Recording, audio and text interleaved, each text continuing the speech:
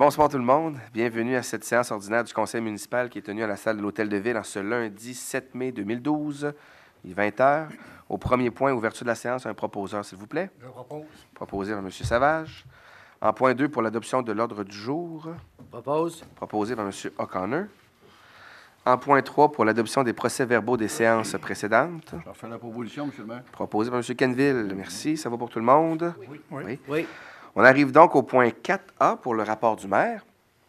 Bien, écoutez, comme à tous les printemps pour l'organisation municipale, pour le monde municipal, c'est toujours des moments très, très intenses en préparation de l'été. Et puis, pour vous dire qu'il y a beaucoup, beaucoup de projets, beaucoup d'activités. On va commencer, par contre, malheureusement, par des mauvaises nouvelles qu'on a eues la semaine dernière. Mauvaises nouvelles par-dessus mauvaises nouvelles en ce qui a trait à la fonction publique fédérale. Tout le conseil municipal, évidemment, on en parlait en régie.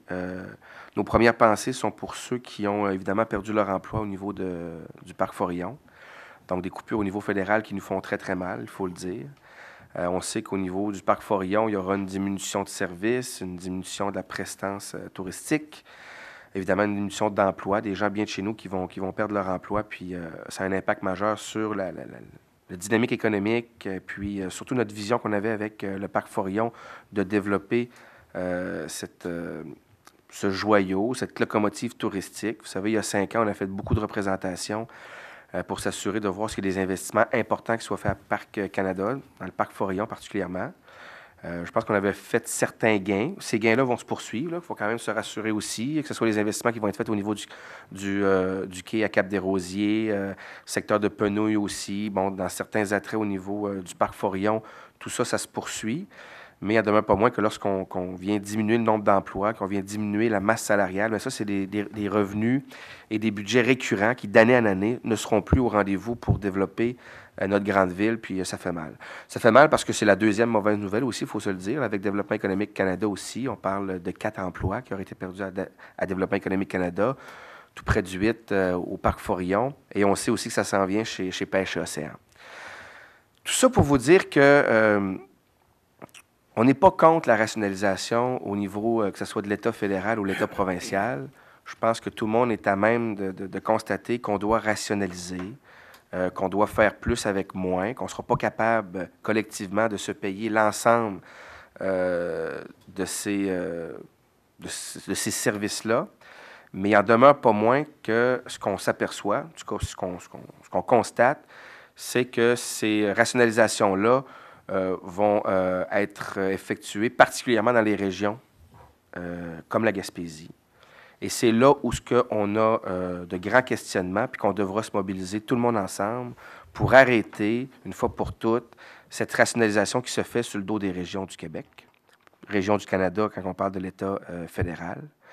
On est à amasser des données, de l'information avec le CLD, la MRC, la CRE aussi sera interpellée, différents ministères. Puis ça, ce que je vous dis présentement, on va le sortir éventuellement à l'automne prochain. Mais je peux vous dire que présentement, déjà, on a des données qui confirment ce que je vous dis, là, hors de tout doute, que c'est vraiment dans des régions comme la Gaspésie, le Bas-Saint-Laurent, le Saguenay-Lac-Saint-Jean ou l'Abitibi, qui sont vraiment les grandes perdants de cette rationalisation-là d'emploi au niveau de la fonction publique, tant fédérale que provinciale. Donc, c'est beau de faire une rationalisation. On est prêt comme région à faire notre bout de chemin, nous autres aussi, comme tout le Québec, comme tout le Canada. Mais à un moment donné, il faut s'assurer que ça soit équitable, que ce ne soit pas encore les régions qui payent pour cette rationalisation-là. Puis comme je vous dis, on va prendre le temps de bien colliger l'information pour sortir d'une façon claire, nette et précise, et ça se fera l'automne prochain avec des données très précises. Puis là, on fera appel à une mobilisation dans la population. Je vous donne encore l'exemple d'Hydro-Québec, qui a encore fait des rationalisations, puis on l'a vu. C'est vraiment des régions comme la nôtre qui sont les grandes perdantes. Puis il faut arrêter ça parce que ces emplois-là, c'est des emplois qui sont structurants, qui sont durables. Ces fonctionnaires-là, ils travaillent dans nos milieux, ils font du bénévolat, ils supportent nos organisations, ils supportent notre développement. Puis quand on perd ces emplois-là, qui sont payants, il faut le dire, qui sont durables, qui sont structurants, c'est vraiment toute là, la stabilité même de notre économie qui est ébranlée. Puis on a beau à faire des bons coups, que ce soit dans l'éolien, dans les pêches, dans les mines ou dans les hydrocarbures, peu importe. si à chaque fois qu'on fait un pas par en avant, on nous fait reculer de 2 à cause d'une rationalisation qui est faite sur le dos des régions, bien, on ne réussira pas à faire ce qu'on veut faire de notre Gaspésie, une région qui est prospère et qui a un avenir qui est positif. Je ne veux pas être négatif, vous nous connaissez, on est plutôt positif, on a confiance en l'avenir, mais il faut régler ce problème-là une fois pour toutes si on veut justement espérer un avenir meilleur pour nos enfants et nos petits-enfants. Passons donc maintenant aux bonnes nouvelles, parce que ça, c'est plutôt les mauvaises nouvelles qu'on vient de vous annoncer, mais il y a des solutions, puis on va travailler ensemble, puis on va les amener, les solutions. Pour ce qui est des bonnes nouvelles, ce qu'on peut vous dire, on faisait un peu là... on a regardé un peu tous les l'ensemble des projets qui vont être faits durant les 2 prochaines années. Il y a plus de 50 millions de projets qui vont se réaliser. OK? Pas là, des projets qui vont être annoncés ou peut-être, non. 50 millions de projets qui vont se réaliser durant les 2 prochaines années, dans notre grande ville. OK? Donc ça, c'est très positif. Ça crée de l'emploi, que ce soit au niveau de la construction ou autre, et ça crée cette dynamique économique qu'on a besoin justement pour poursuivre là, cette lancée au niveau de notre économie. On va continuer durant les 2 prochaines années au conseil municipal à mettre en place des nouveaux projets, parce que lorsqu'on a réalisé ces projets-là, il faut poursuivre dans cette lancée-là et s'assurer qu'on a encore longtemps un développement qui est prospère pour notre grande ville. Donc ça, c'est le côté positif, là, puis ce que je vous dis, là, c'est des dossiers qui sont tangibles. Comme vous le voyez, on a commencé à construire la gare intermodale tout près de la marina, 6,7 millions. Il y a dans le secteur de Rivière-Nord, on s'en va avec une phase aussi avec plusieurs millions cet été. Berceau du Canada, salle de spectacle et autres, là, on a pour plus de 50 millions durant les 2 prochaines années qui vont se réaliser dans notre grande ville. Un dossier qui a fait couler beaucoup d'encre durant les dernières semaines aussi, c'est le fameux dossier du lieu d'enfouissement technique, où la ville a dû transborder du lexivia, appelé maintenant du jus de poubelle, vers nos installations à Rivière-Nord, dans le golfe Saint-Laurent. On a eu la chance de bien s'expliquer devant notre population, d'expliquer que c'était une situation d'urgence, qu'on n'a pas eu d'autre choix que de faire cette action-là pour éviter le pire, soit que notre bassin au niveau du lieu d'enfouissement technique s'éventre et que l'ensemble de son contenu soit déversé dans la rivière York, ce qui aurait été grave. Éviter un déversement dans la rivière York parce que pourquoi se diriger au niveau du golfe Saint-Laurent, c'est que le milieu récepteur qu'on appelle, étant donné qu'il y a beaucoup d'eau, hein, c'est facile à comprendre au niveau du golfe Saint-Laurent, il y a un principe assez simple à comprendre en environnement. La dissolution, c'est une des solutions. Donc, lorsqu'on envoie le lexivia dans un milieu récepteur où il y a beaucoup d'eau, bien, ça vient diminuer l'impact sur l'environnement. On a pris beaucoup de précautions, OK? On a regardé, à chaque jour, on regarde quels sont les produits qui se retrouvent à l'intérieur du lexivia pour s'assurer là, que ce qu'on a fait, puis je ne veux pas minimiser là, OK, ce qu'on a fait, parce que ce qui est clair pour nous, c'est qu'on ne veut jamais plus que ça se refasse. Mais il en demeure pas moins que ce n'est pas une catastrophe environnementale, OK? Malheureusement, on en voit tous les jours, collectivement, dans l'environnement, dans le golfe, beaucoup plus de produits, on a beaucoup plus d'impact sur l'environnement qu'est-ce qu'on a pu faire avec ce transbordement-là, OK? Mais, je le dis là, je ne dis pas ça pour minimiser cette action-là, bien au contraire, parce qu'on veut trouver une solution à long terme. La solution, elle est, somme toute, simple, est à notre portée. On veut la réaliser cet été, cet automne. On veut agrandir les bassins du lieu d'enfouissement technique. C'est facile à comprendre. On veut avoir une plus grande capacité de rétention du lexivia, du jus de poubelle. Puis on veut améliorer notre traitement, donc être plus efficace. À ce moment-là, être capable de traiter plus de lexivia parce que le constat, il est clair, là. Pourquoi on se retrouve dans cette telle situation? C'est qu'on a plus de pluie que dans le passé. OK? Il y a des gens avec raison qui se posaient la question, est-ce que c'est à cause qu'on a plus de poubelles? Est-ce que c'est à cause qu'on s'est associé avec Rocher Percé puis qu'on a plus de poubelles, qu'on a créé plus de lexivia? La réponse, elle ne se trouve pas dans l'association qu'on a faite avec le Rocher Percé. Je dirais même au contraire. C'est vraiment la quantité de pluie qu'on a reçue, 22 % plus de pluie, puis ça, tout le monde peut aller voir, là, au niveau des pluies qu'on a reçues, là, ça se vérifie.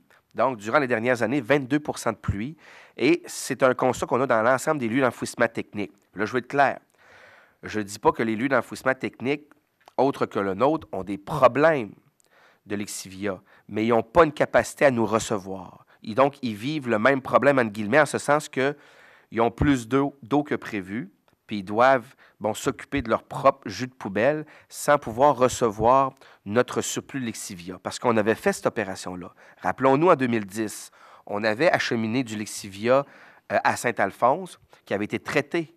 Et cette fois-ci, on a fait le même coup de téléphone à Matane, à Saint-Alphonse, un peu partout, pour se faire dire qu'il n'était pas question pour l'instant de nous recevoir. Et on a dû, en urgence, transborder dans le golfe Saint-Laurent. La première fois qu'on l'a fait en situation d'urgence. Le ministère de l'Environnement ne nous a pas donné les autorisations pour le faire. On a dû le faire quand même. La deuxième fois, on a déversé 1600 mètres cubes. La deuxième fois qu'on a dû le faire à cause qu'on a eu des pluies, puis les gens ont bien vu la pluie qui nous a tombé sur la tête dans les dernières semaines, on a dû encore faire un transbordement. Et cette fois-ci, avec un peu plus de recul, le ministère de l'Environnement a bien compris que c'était l'unique choix qu'on avait pour éviter le pire et on nous a autorisés. Donc, ce qu'on a fait la dernière fois, c'est tout à fait légal, en ce sens qu'on a eu un certificat d'autorisation pour le faire. Évidemment, toujours en situation d'urgence. Je vous le dis, ce n'est pas notre solution. Il n'y a personne là, qui est content là, d'arriver à une telle action. Là. Mais à un moment donné, quand tu arrives face à une situation, il faut que tu t'assumes, puis il faut que tu prennes tes responsabilités, puis c'est ce qu'on a fait. Puis on l'a bien fait, entre guillemets, en ce sens qu'on a vérifié toutes les composantes qu'il y avait dans l'Lexivia. On l'a traité au maximum qu'on pouvait le faire avant de faire le transbordement. Puis, somme toute, là, l'empreinte environnementale de ces travaux-là, comme je vous dis, ce n'est pas une catastrophe. Okay? Sans minimiser ce qu'on a fait, ce n'est pas une catastrophe. Je vous le dis, on attend notre CA de l'environnement. Là, on est dans quelques jours, on va déposer notre projet de rehaussement des bassins, d'agrandissement des bassins, d'amélioration du traitement pour arriver à ne jamais plus vivre cette situation-là. C'est l'objectif du conseil municipal. Donc, voici la petite histoire pour le lieu d'enfouissement technique. Dans un autre ordre d'idées, en fin de semaine, on était à Rivière-Nord, au bâtiment multifonctionnel communautaire, pour participer au gala Négotis, organisé par la Chambre de commerce et de tourisme, pour reconnaître, pour remercier, pour féliciter nos commerçants et commerçantes. Je tiens évidemment à féliciter tous ceux qui ont été les lauréats, tous ceux qui ont gagné des prix, tous ceux aussi qui ont donné leur candidature. Mais avant tout, ce qu'on voulait à travers cette organisation-là, comme je vous le dis, c'était reconnaître la contribution exceptionnelle du monde des affaires, des femmes et des hommes d'affaires qui, à chaque jour, contribuent d'une façon importante au développement économique, social puis communautaire de notre milieu. OK? On se l'est dit, puis c'est vrai, là. Je pense que tout le monde est conscient qu'on a vécu une crise mondiale, une crise économique mondiale. Hein? Les États-Unis ont tombé, l'Europe a tombé, je veux dire, des impacts majeurs. Et somme toute, les gens d'ici, en se resserrant les coudes, puis avec toutes les stratégies qu'on avait de diversification économique, que ce soit au niveau de la pêche, de l'éolien, la forêt et autres, on a réussi quand même à bien se tirer de cette situation qui était catastrophique à la grandeur du monde. Donc, je pense qu'il faut dire chapeau à tous les gens qui ont continué à investir, continué à diversifier leur commerce, à rénover leur commerce. Puis c'était vraiment le but de ce gala-là, de remercier nos gens d'affaires pour ce qu'ils ont fait dans les dernières années, puis ce qu'ils veulent faire aussi pour la poursuite de notre développement. Donc, merci pour votre contribution extraordinaire à notre développement. Un peu dans le même ordre d'idées, au niveau du budget de la Ville, on est à finaliser le budget, les états financiers de 2011.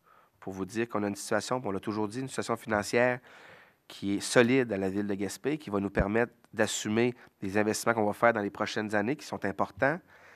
Notre situation financière est bonne. Elle doit demeurer une bonne situation financière pour nous permettre de continuer à investir dans le futur et dans les projets de développement. Et on arrivera éventuellement avec le résultat de nos états financiers. Printemps arrive, printemps égale grand ménage, souvent. On en parlait, beaucoup de conseillers qui nous ont interpellés au niveau du grand ménage. On fait un appel à l'ensemble de la population. Tout le monde, présentement, là, travaille autour de leur maison. Ça serait le fun de se donner peut-être un petit coup de pouce supplémentaire. Là. Le tourisme s'en vient, nos visiteurs s'en viennent. Si on pourrait, chacun d'entre nous, faire un petit peu plus autour de nos résidences, autour de nos propriétés, au niveau des infrastructures et tout ça, pour embellir, pour mettre propre, pour faire un beau ménage. On invite l'ensemble de la population vraiment à faire ce qu'il se doit. Puis nous, les employés municipaux sont d'été là, sont entrés en fonction cette semaine. Puis on va tout faire pour accélérer ce grand ménage-là. On l'a fait d'ailleurs parce qu'on avait aujourd'hui, il faut le dire, aujourd'hui, c'est le début des croisières. Le premier bateau de croisière qui était ici, donc on a fait un effort supplémentaire pour aller plus vite, pour être plus beau et plus propre, pour accueillir nos visiteurs. Mais si tout le monde entre nous, tous les citoyens et citoyennes font leur petit bout de chemin, ce qui nous appartient, bien, on aura une ville plus propre, plus belle, puis ça sera encore plus agréable pour nos touristes et nos visiteurs de venir visiter notre belle Gaspésie. On parle de travaux routiers. Évidemment, il y aura plusieurs travaux routiers encore cette année, que ce soit au niveau du ministère du Transport du Québec. La Ville aussi va faire beaucoup de travaux dans ses rues. Depuis déjà plusieurs années, on investit là, des sommes importantes. On va continuer de le faire parce qu'on avait du rattrapage, il faut le dire.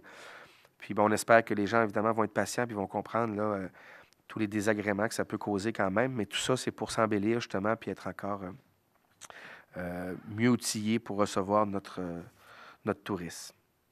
Bon, bien, parlant du tourisme, justement, écoutez, on espère avoir une belle saison.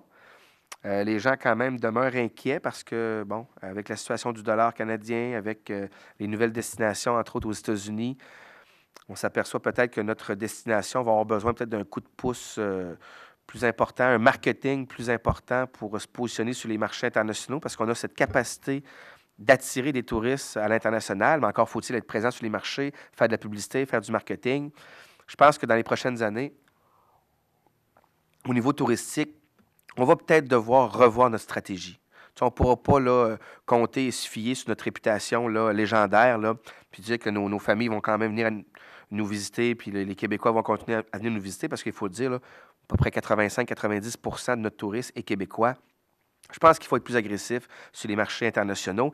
Et justement, le dossier des croisières, le projet des croisières, c'est cet objectif-là qu'on s'est fixé ensemble, parce que c'est une belle carte de visite. On comprend que quand ces gens-là viennent juste une journée ici, bon, achètent quelques éléments ici et ça, c'est quand même pas là qu'on a les meilleures retombées. Les plus grandes retombées, c'est lorsque cette clientèle revienne nous visiter par leurs propres moyens. Et ça se fait et ça s'est fait. On a des belles histoires, des success stories, des histoires à succès où des gens de Boston ont nous visiter par le bateau de croisière notre Gaspésie et sont revenus passer une semaine en couchant dans les hôtels ici, à Percé, pour revenir voir leur coin de pays plus longtemps parce qu'ils ont aimé la journée qu'ils ont passée ici. Et c'est ça l'enjeu et le pari qu'on s'est donné en sachant qu'il y a 40 000 croisiéristes qui vont venir nous voir cette année. C'est extraordinaire, là.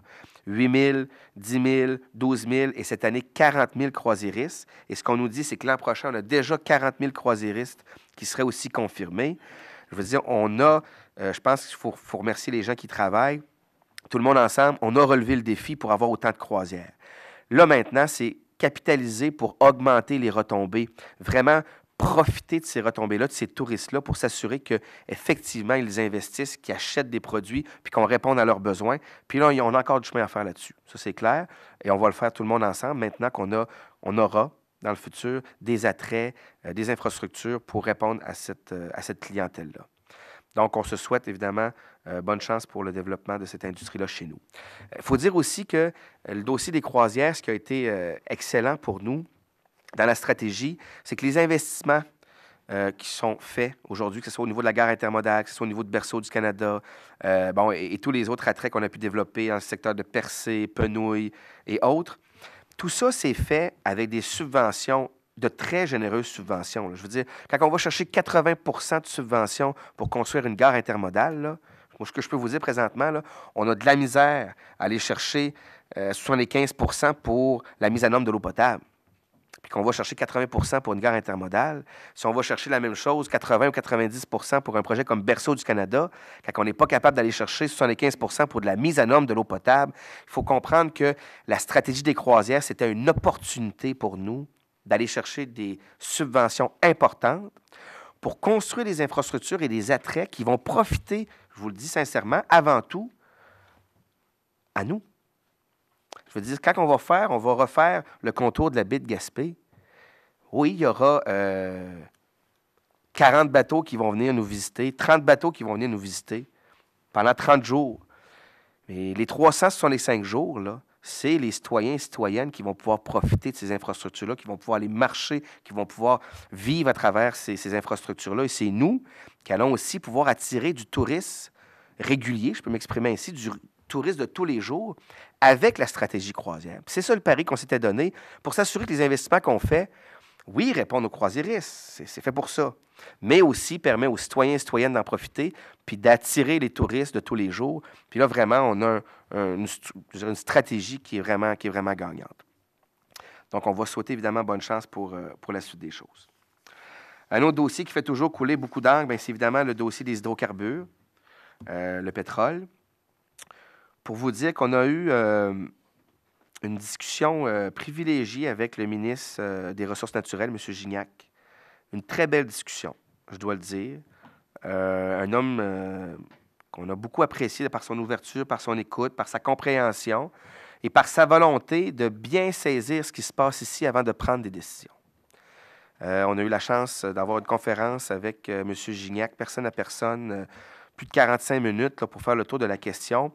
Et ce qui est clair, c'est qu'on va évidemment poursuivre ces rencontres-là par la venue éventuelle de M. Gignac ici en Gaspésie, parce que sa volonté, c'était très clair. Il veut bien comprendre notre environnement, bien comprendre notre territoire, bien comprendre les enjeux avant de prendre des décisions. Et ce qu'il venait confirmer par sa vision du développement des hydrocarbures, parce qu'il faut le dire, là, il y a eu un moment important qui s'est fait dans le dernier mois, c'est que Ressources Québec, qui est un bras économique du gouvernement, qui a beaucoup de moyens, on parle de 500 millions, peut-être à terme 1 milliard de dollars de notre argent, comme Québécois, Québécoises, pour devenir propriétaire de nos ressources naturelles, pour aller chercher le maximum de retombées. Moi, je félicite le gouvernement d'avoir été de l'avant avec Ressources Québec. C'était dans nos résolutions qu'on avait adoptées au niveau du conseil municipal ici, c'était dans nos demandes, parce que la meilleure façon d'influencer, pour ne pas dire de contrôler ce développement des hydrocarbures, c'est d'en être les propriétaires. C'est d'être assis autour de la table du conseil d'administration. Et ce que le Québec a fait en mettant sur place Ressources Québec, c'est ça. C'est d'avoir investi 15 millions dans Petrolia, le gouvernement du Québec, nos représentants, notre argent a servi à avoir une place au conseil d'administration pour pouvoir dire quel serait le modèle qu'on aimerait voir pour aller exploiter, pour aller développer cette ressource naturelle qui doit avant tout profiter aux Québécois et Québécoises. Oui, à l'entreprise privée, parce qu'on a besoin d'entreprises privées pour aller de l'avant dans de tels projets, mais il faut, comme peuple, profiter de nos bras économiques comme Ressources Québec pour aller chercher le maximum de retombées et s'assurer que les régions qui reçoivent cette industrie-là soient respectées et puissent aussi aller chercher leur juste part. Donc, une très belle rencontre et ça va certainement, je vous dirais, modifier le modèle et les actions dans les prochains mois de Petrolia pour la suite des choses et c'est vraiment tout à notre avantage là, comme Gaspésiens et Gaspésiennes. Donc, dossier évidemment à suivre. Ça fait le tour pour aujourd'hui.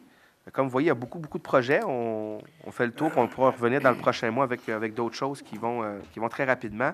Je peux vous dire que c'est très intense là, dans le monde municipal ces temps-ci. Donc, ça fait le tour pour le rapport du maire. On arriverait maintenant à 4B pour les états des revenus et des dépenses.